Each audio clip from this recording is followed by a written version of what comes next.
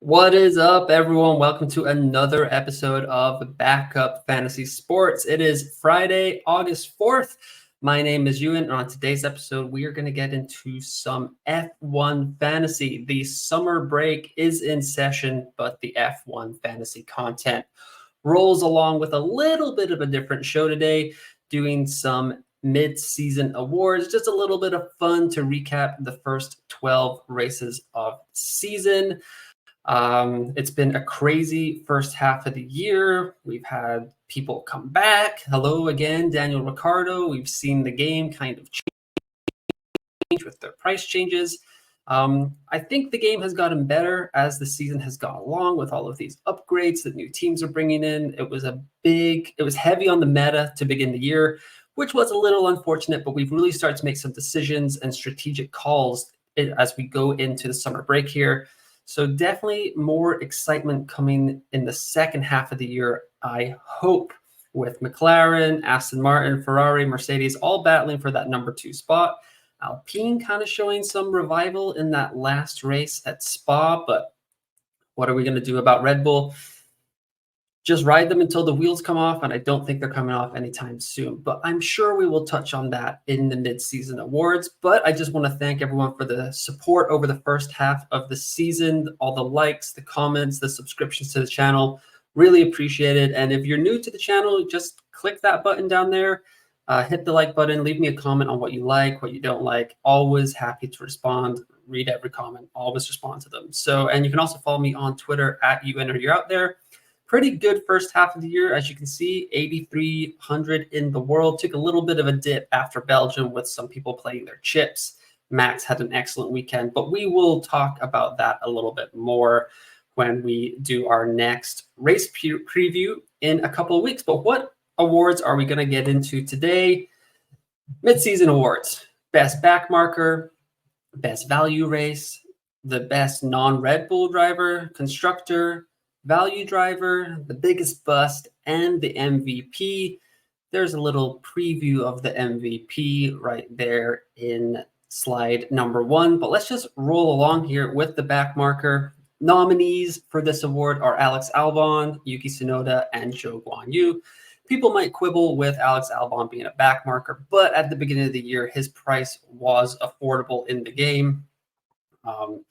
And he has kind of shot up with these new price rankings.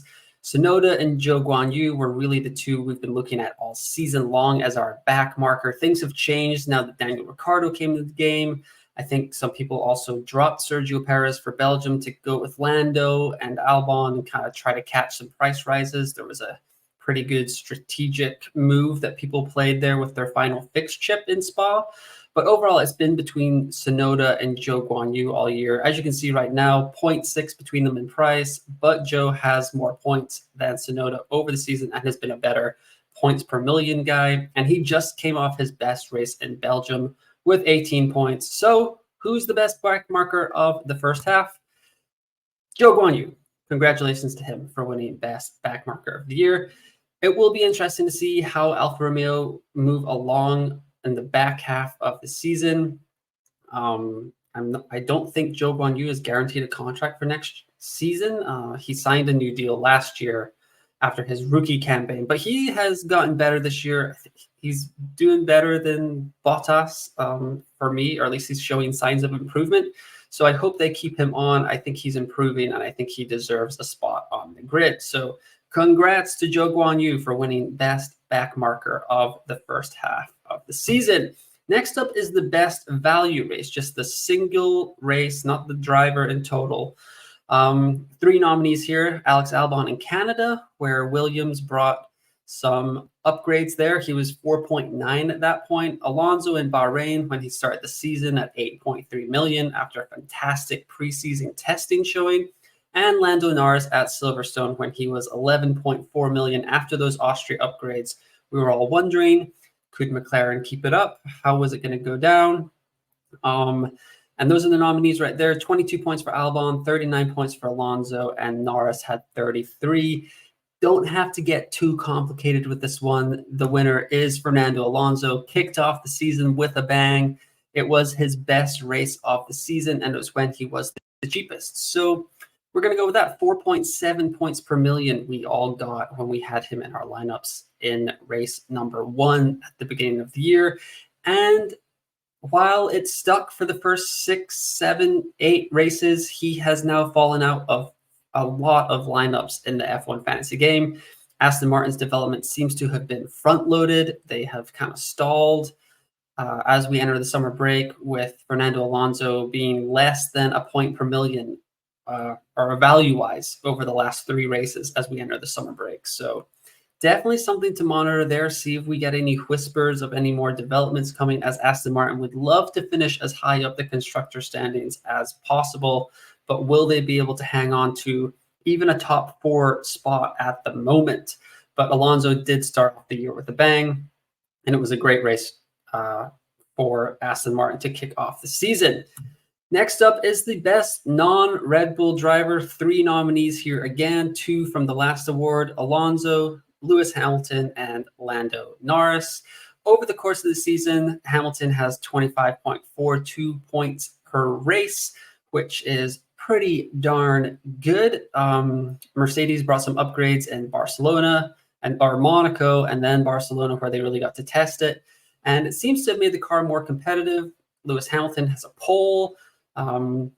But yeah, still not all the results that the Silver Arrows would be hoping for. Still not really competing for race wins, but that could be said about 9 other teams on the grid. So that's unfortunate there. Fernando Alonso has been steady Eddie in our lineups most of the F1 fantasy season so far, but has fallen out of favor, like I just mentioned, as the summer break draws closer. And he's been replaced in a lot of teams by this guy down here, Lando Norris.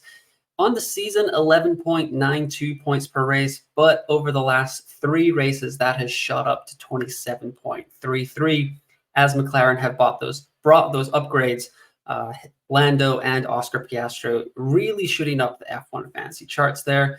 Over the last 3, I just mentioned this with Alonso as well, he's worth 0.63 points per million.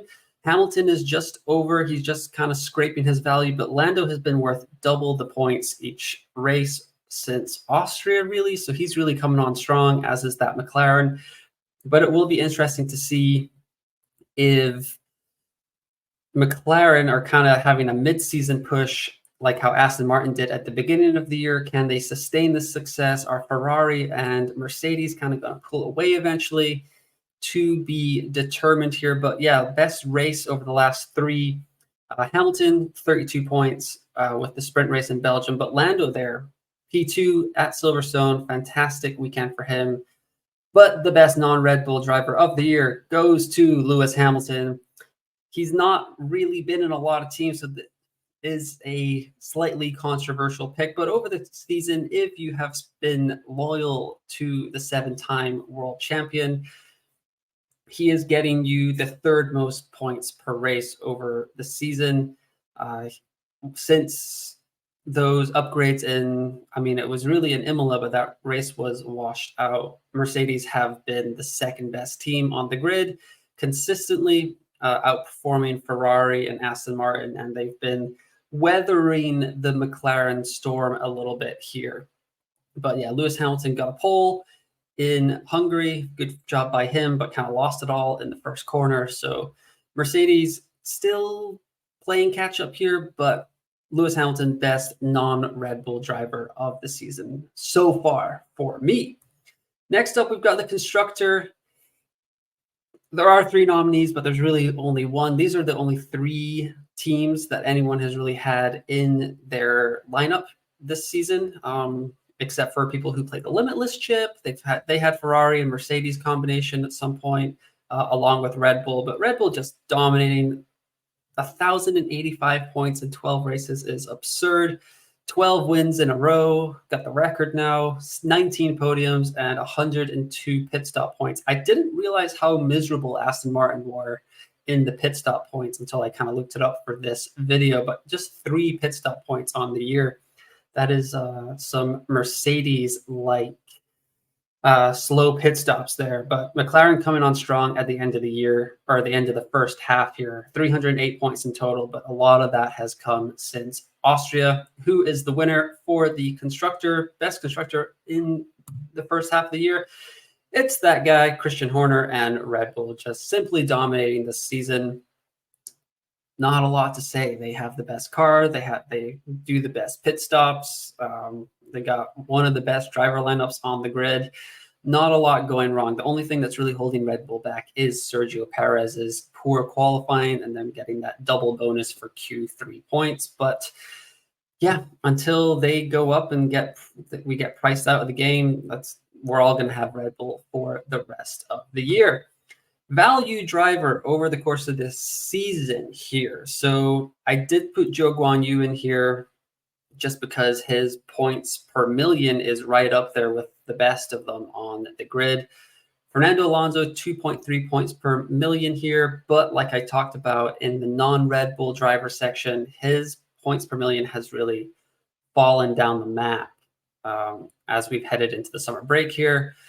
Lando Norris coming on strong, and that is going to be the value driver of the season. And also, I'm giving Lando a little bit of a bump here. The stats say that it's Alonso. I understand that, but Lando has really shaken up the game as have McLaren as a whole, and it's really made the game a lot more fun over the last 4 or 5 races. That we've really had to make calls about is this the week to go McLaren? Are we getting off Aston Martin?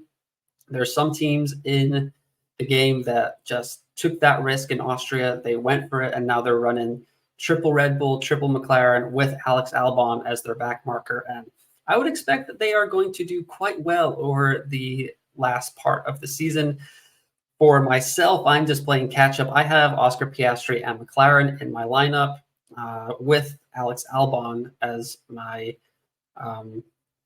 backmarker, along with I think I went with Logan Sargent. A little rush of blood to the head before the deadline in Belgium, and I thought Williams were going to do really well. They didn't do terribly, but probably should have just stuck to my Zhou Guanyu pick here, who's won an award already for the Midseason Awards show on Backup Fantasy Sports, which you can like and subscribe to just right down below.